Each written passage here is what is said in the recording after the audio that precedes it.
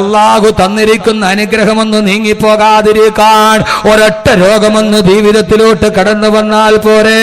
ഒരു മാരകമായ രോഗമെങ്ങാനും കടന്നു വന്നാ സമ്പാദിച്ചതെല്ലാം നഷ്ടപ്പെട്ടു പോകുമ്പോ ഒരിക്കലും റഹ്മാനായ റബ്ബി വിനീതന്റെ കൺമുമ്പിൽ ഒരു വല്ലാത്ത കാഴ്ച കാണിച്ചു തന്നു. ഒരു ദിവസം ഞാൻ എന്റെ ജീവിതത്തിന്റെ എല്ലാ നന്മകളുടെ നടുവിലൂടെ നടക്കുമ്പോഴും ഇപ്പോഴും എനിക്ക് ആ ചരിത്രം മാറിയിട്ടില്ല. പെട്ടെന്ന് ഞാൻ ഓർമ്മയിൽ നിന്നെടുത്തു പറയുകയാ. ഒരു ദിവസം ഞാൻ ജോലി ചെയ്യുന്ന എന്റെ പള്ളിയിലേക്ക് വെള്ളിയാഴ്ച ദിവസമാണ്. രാവിലെ പ്രഭാഷണം കഴിഞ്ഞ് വന്നതിന്റെ വല്ലാത്ത ക്ഷീണം കാരണത്താൽ കിടന്നുറങ്ങിപ്പോയി. ആ സമയത്ത് ജുമയുടെ തിരക്ക് പിടിച്ച സമയത്താണ് എഴുന്നേൽക്കുന്നത്. പെട്ടെന്ന് കുളിച്ച് റെഡിയായി വീടിന്റെ തൊട്ടടുത്തുള്ള പള്ളിയിലോട്ട് കടന്നു ചെല്ലുമ്പോ പള്ളിയുടെ ഗേറ്റ് നടന്നിട്ട് ഞാൻ എന്റെ വാഹനത്തിൽ പോയി ഇറങ്ങുമ്പോ വെള്ളിയാഴ്ച പതിവ് പോലെ ജുമാ മസ്ജിദിന്റെ പടിവാതിക്കല് ധാരാളം യാചകര് നിൽക്കുന്നുണ്ട്. ആ സമയത്ത് ഞാനൊരു ചെറുപ്പക്കാരനായ ഒരു 40-45 വയസ്സുള്ള ഒരു മനുഷ്യനെ കണ്ടു. ഒരു വെള്ള തോർത്തുകൊണ്ട് തന്റെ വലത്തെ കവിള ഇങ്ങനെ പൊത്തിപ്പിടിച്ചുകൊണ്ട് നിൽക്കുന്ന ഒരു മനുഷ്യന് എന്നെ കണ്ടതേ വല്ലാത്ത പരിചയഭാവത്തോടെ അയാൾ ഓടി വന്നു.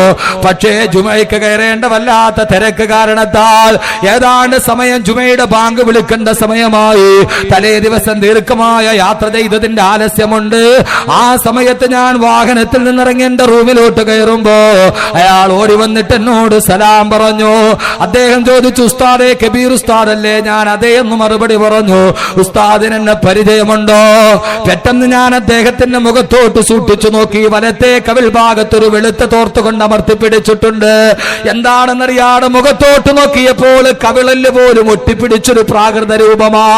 എനിക്ക് അദ്ദേഹത്തെ കണ്ടിട്ടൊരു പരിചയം തോന്നിയില്ല. ഞാൻ പറഞ്ഞു, എനിക്ക് നിങ്ങളെ പരിചയം തോന്നുന്നില്ല. അദ്ദേഹം പറഞ്ഞു, ഒന്നുകൂടി സൂക്ഷിച്ചൊന്നു നോക്കൂ ഉസ്താദേ.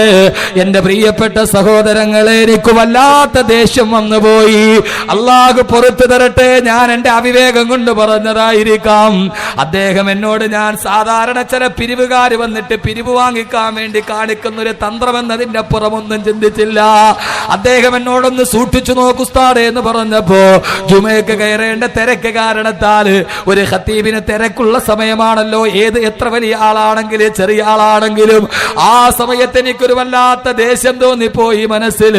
അള്ളാഹു പുറത്തു തരട്ടെ, എന്റെ അഹങ്കാരം കൊണ്ട് തോന്നിയതായിരിക്കാം. ഞാൻ പറഞ്ഞു, എനിക്ക് നിങ്ങളെ അറിയില്ല, എന്താ കാര്യമെന്ന് പറയാൻ പറഞ്ഞിട്ട് അദ്ദേഹത്തിന്റെ കൈയൊന്നുമല്ല തട്ടിമാറ്റി മുമ്പോട്ട് നടക്കുമ്പോ ആ മനുഷ്യൻ എന്തോ പിറുപിറുക്കുന്നത് ഞാൻ കേട്ടു. പെട്ടെന്ന് എന്റെ കാലടി അറിയാതെ പാദം അവിടെ തന്നെ ഉറച്ചുപോയി. നേരെ തിരിഞ്ഞ് ഞാൻ അദ്ദേഹത്തിന്റെ മുഖത്തോട്ട് നോക്കിയിട്ട് ചോദിച്ചു, എന്താ നിങ്ങൾ പറഞ്ഞത്? രണ്ടാമതൊന്നുകൂടി ആവർത്തിച്ചില്ല. അയാൾ പറഞ്ഞത് നന്നായിട്ട് വ്യക്തമായിട്ട് ഞാൻ കേട്ടു.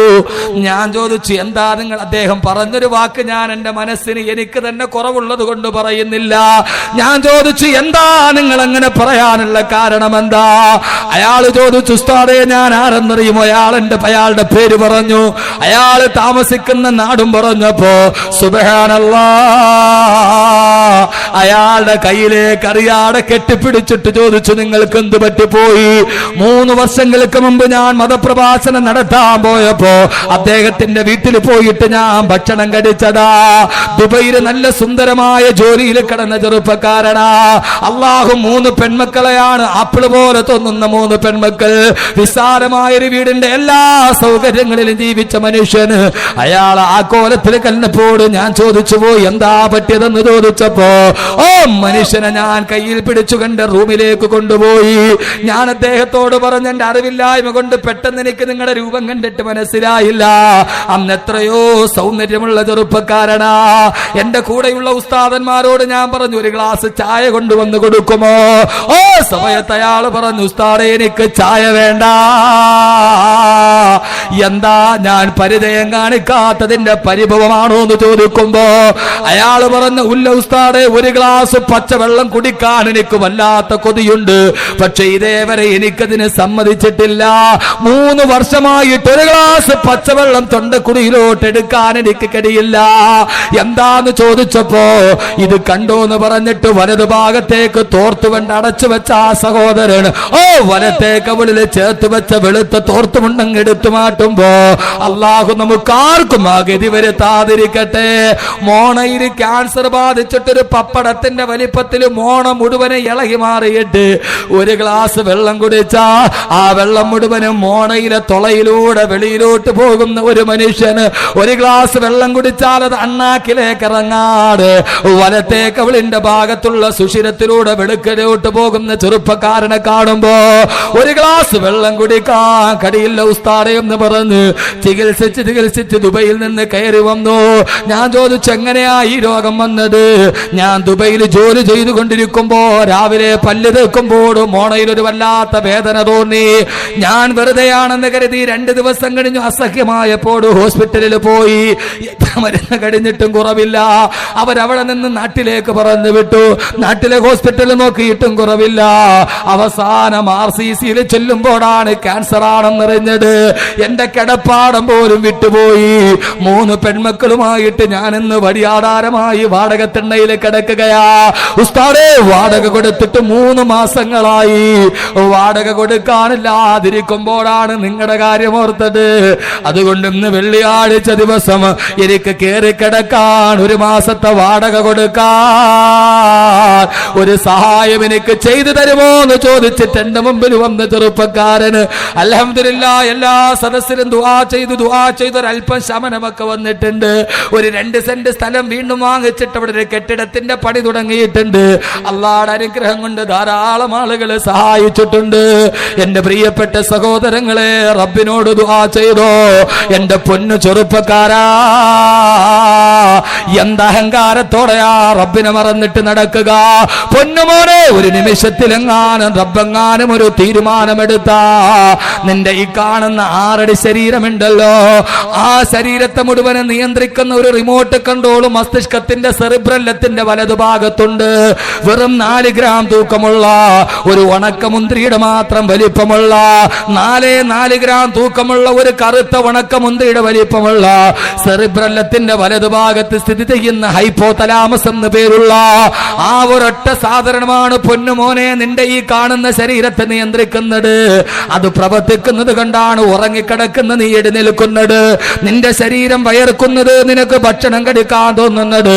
ആ ഒരു സാധനമെങ്ങാനും 4 ഗ്രാം മാത്രം വലിപ്പമുള്ള ഒരു ഉണക്കമുന്തിരിയുടെ മാത്രം വലിപ്പമുള്ള 4 ഗ്രാം തൂക്കമുള്ള ആ ഒരൊറ്റ സാധനമെങ്ങാനും അതിനെവിടെയെങ്ങാനും ഒരു കേടുവന്ന പൊന്നുമോനെ, ഇന്ന് രാത്രിയിൽ ചുറ്റുമൂലയിലെ വീട്ടിൽ പോയി കിടന്ന രാവിലെ നീ കണ്ണുരാ ചുറ്റുമൂലപ്പള്ളിയുടെ മിനാരത്തിൽ പിന്നെ നിന്റെ പേര് വിളിച്ചു പറയും.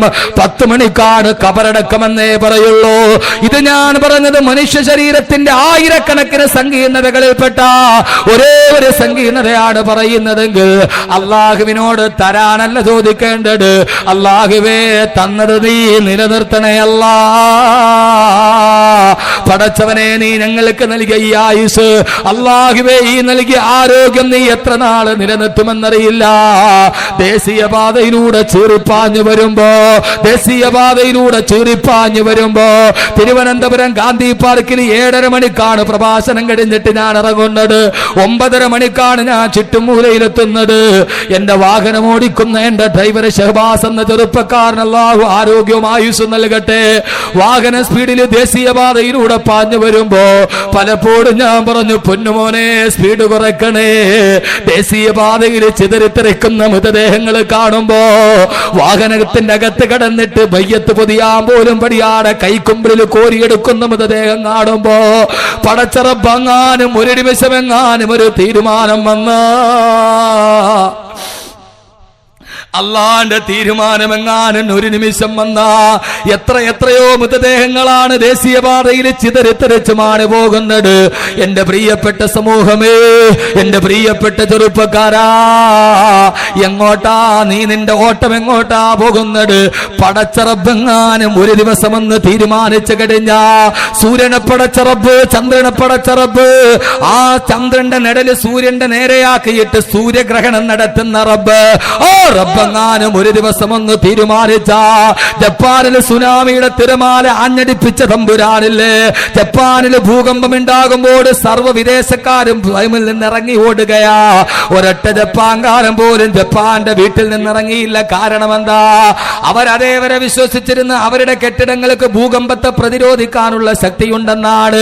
എല്ലാ വിദേശികളും ഇറങ്ങി ഓടുമ്പോഴും തങ്ങൾ കെട്ടിയുണ്ടാക്കി ഈ കെട്ടിടത്തിന്റെ ഉള്ളിൽ തങ്ങൾ സുരക്ഷിതരാണെന്ന് ഓർത്തിയിട്ട് വ്യാമോഹത്തോടെ കടന്നുപോയ ജപ്പാനിലെ മൂക്ക് ചപ്പിയ വെള്ളക്കാരവിടെ ഈ പാറ്റകളെ പോലെ കടലിന്റെ തിരമാലകളിലൂടെ അലഞ്ഞു നടക്കുമ്പോ അള്ളാന്റെ കുതിരത്തിനെ ഓർക്കണേ, അള്ളാഹു ഒരു അനുഗ്രഹം നൽകുന്നതല്ല. പക്ഷേ എന്റെ പ്രിയപ്പെട്ട പൊന്നു ചെറുപ്പക്കാരാ, നിന്നെ സൃഷ്ടിച്ച റബ്ബ്, നിനക്ക് ഭക്ഷണം നൽകിയ റബ്ബ്, നിനക്ക് ആരോഗ്യം നൽകിയ റബ്ബ്, ആ അള്ളാഹ്ക്ക് വേണ്ടി 5 വക്ത് നിസ്കാരമെങ്കിലും പൊന്നുമോനെ നീ ചെയ്തിട്ടുണ്ടോ? പടച്ച റബ്ബിനെതിരെ അഹങ്കാരത്തോടെ നീ നെഞ്ചും വിരിച്ച് നടന്നു പോകുമ്പോ അള്ളാഹു അനുഗ്രഹം നൽകാനല്ല, അള്ളാഹുവേ നൽകിയ അനുഗ്രഹം നീ നിലനിർത്തി തരണേ അല്ലാ. ആത്മാർത്ഥമായിട്ട് റബ്ബിനോട് ആമീൻ പറഞ്ഞോ. അള്ളാഹുവേ, അള്ളാഹുവേ നൽകിയതല്ല നിലനിർത്തി തരണേ അല്ലാ, അള്ളാഹുവേ നിലനിർത്തി തരണേ തമ്പുരാനെ. ഇന്നലെ ഞാൻ ഇതേ സമയത്ത് ആറ്റിങ്ങല് തൊട്ടടുത്ത് ആലങ്കോട് ജുമാ മസ്ജിദിന്റെ മുമ്പിൽ പ്രഭാഷണം നടത്തുകയാ. ഞാൻ സദക്ക ചോദിച്ചപ്പോൾ ഒരാൾ എഴുന്നേറ്റ് പറഞ്ഞു, സാധുക്കളെ സംരക്ഷിക്കാൻ അവിടുത്തെ 50 ചെറുപ്പക്കാർ കൂടി ടല്ലൻ സാറ് ചാരിറ്റബിൾ ടെസ്റ്റ് എന്നുള്ളൊരു ടെസ്റ്റ് ഉണ്ടാക്കി. ഞാൻ ചോദിച്ചൊരു പാവപ്പെട്ടവനെ സഹായിക്കാൻ ആരാണുള്ളത്? ഒരാൾ എഴുന്നേറ്റ് നിന്നിട്ട് പറഞ്ഞു, ഉസ്താദേ 3 ലക്ഷം രൂപ ഞാൻ തരാം. പറയേണ്ട താമസം അടുത്തിരുന്നാൾ പറഞ്ഞു 2 ലക്ഷം ഞാൻ തരാം. ഒരാൾ പറഞ്ഞു, ഉസ്താദേ എന്റെ തൊട്ടടുത്ത പെങ്ങടെ സഹോദരൻ, പെങ്ങടെ മകൻ, ആ മകൻ RCCയിൽ ക്യാൻസർ ബാധിച്ച് കിടക്കുകയാ, സഫീർ എന്ന ചെറുപ്പക്കാരൻ, അള്ളാഹു ശിഫ നൽകി അനുഗ്രഹിക്കുമാറാകട്ടെ. ഒരു സ്വർണ്ണക്കട സ്വന്തമായി നടത്തുന്ന അയാൾ നിൽക്കേണ്ട താമസം തലയിൽ തലവേദന പോലെ തോന്നി. കുറച്ചു കഴിഞ്ഞോട് ബോധം കെട്ടു വീണു. നേരെ RCCയുടെ കവാടത്തിലെത്തുമ്പോ ഡോക്ടർമാര് പറയുന്നു ബ്രെയിൻ ട്യൂമറാണ്.